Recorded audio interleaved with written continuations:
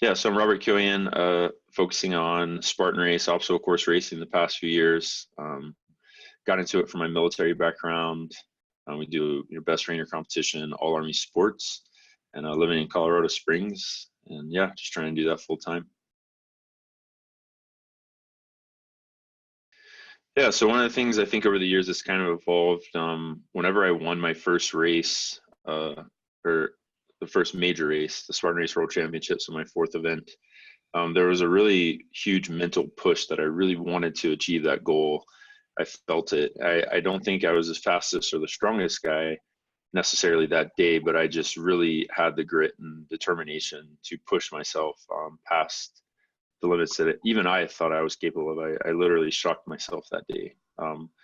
And looking back, over the past 3 years, I've finished third place 3 years in a row at the same venue, the same type of format against the same guys. And I think the mental aspect for me was I kind of got complacent on, hey, I've done this once already. I'm training so much harder physically, but my mental push and drive just wasn't necessarily there. So I'm trying to refocus that this year, get my training more focused on not just physical, but mental. And I think that's going to make the big difference this season. Yeah, so for now, I think the mental preparation is setting myself up more for success. There's a lot of mental focus that gets lost depending on if you have other obligations in life, family matters, military for me, coaching, just trying to balance everything. So once you figure out a good time management, you can kind of revamp that mental focus on training and finding, I guess, that desire, that thing, you almost want to find your why. Like, why are you doing this? For me, it's my kids. I want them to be more active outside. I want them to get involved in Spartan race. I want them to come to my races or either watch me on the live stream. It's a big deal around our house. And yeah, I think they get inspired by seeing me set a goal, training with them, and then meeting it. Um, but at the same time, your enjoyment, your self gratification, like, why do you enjoy doing this? And sometimes you have to take a step back and look at, there's a lot of pressure and anxiety from either sponsors or from fans or yourself that are self-induced that maybe aren't necessary. You have to go back in and really enjoy what you're doing. I think at a certain level, it gets to too much competition, too much pressure to perform every single race. So for me, yeah, this year is about less racing, kind of taking a step back, like refocusing mentally on why I'm doing this. I enjoy it. I like pushing the limits of the human body. I want to be inspiration for my kids, and it's fun. So I had to go back and go out and be like, hey, I'm not going to train as hard for these first, few months. I'm just going to go out and do the races, have a good time, not put so much pressure on myself. And now I think that's kind of made the world a difference. I've kind of revamped, got re-energized and ready to attack the second half of the year. I think in 2015, the big thing for me is I came into obstacle course racing from my military background. So we have all Army sports programs. I competed in orienteering, marathon, the Army 10 miler, and Army triathlon. So quite a lot of events. And for the National Guard, the winter biathlon.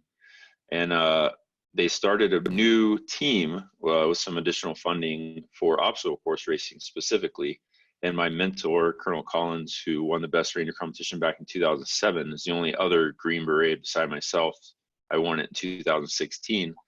And they actually had a Spartan race incorporated within that competition as just one of the 20 events. It's super grueling.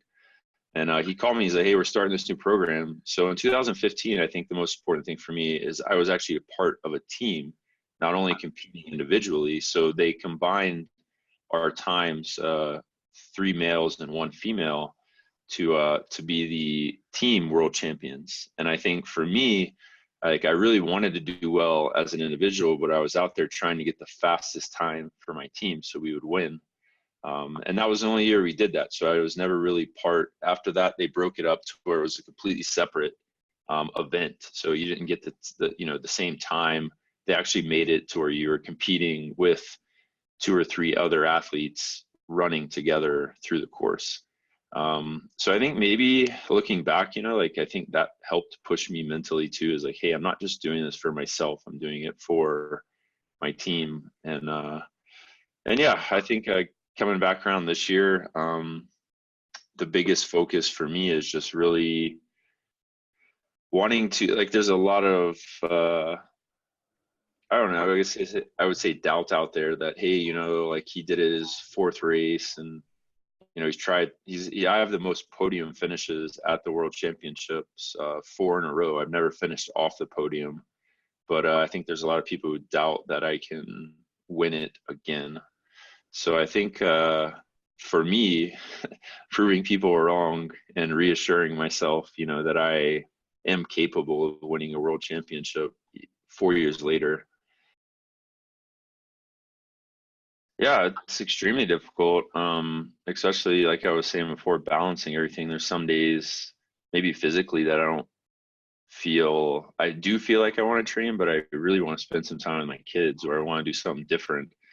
And on the days that I'm just physically exhausted, I mean, I won't lie, I've had runs in the past 2 weeks. I went on a 12-mile run that's relatively flat, and at mile 10, I'm running up a very mild grade that I can usually fly up, and I can't even run, I'm walking. So I'm like, what is going on with my body? Like, what's going on in my training? And then 2 days later, I'll have like a PR day where I'll just break all my PRs on a course. So I think it's a lot of highs and lows, and you just got to keep driving forward, knowing that every day is not going to be a PR day.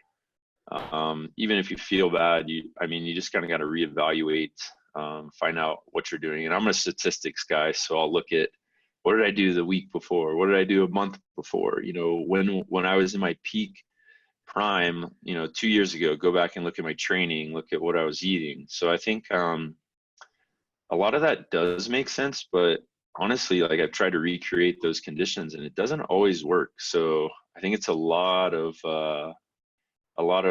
focus, and really just believing yourself. You can't just go back and say, well, it worked for me then, it's going to work for me now. It might, but it's all about your mindset. I think that puts it all together.